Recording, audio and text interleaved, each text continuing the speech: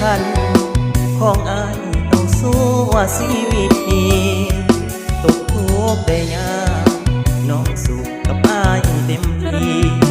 ยามจนน้องนั้นหาดียามมีบอกเคยได้ใจขอหยุดเอาไว้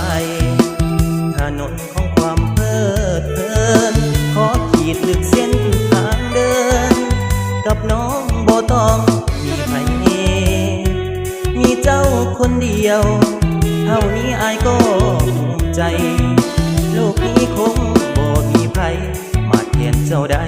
แม่ขวัญชีวิตหยุดที่ตรงนี้บ่มีเส้นทางสายใหม่พบคนถือใจเก็บเอาไว้บ่ให้ห่างหนีน้องคือนางเอกขวัญใจผู้ชายคนนี้น้องเป็นหญิงที่แสนดีอายจึงขอมีเพียงน้องคนเดียว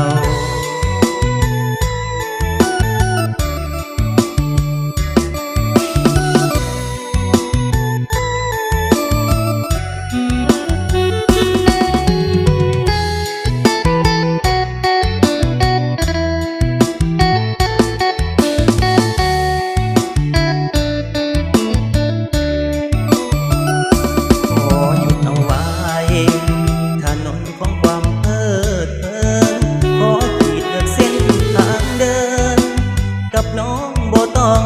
ใครมีเจ้าคนเดียว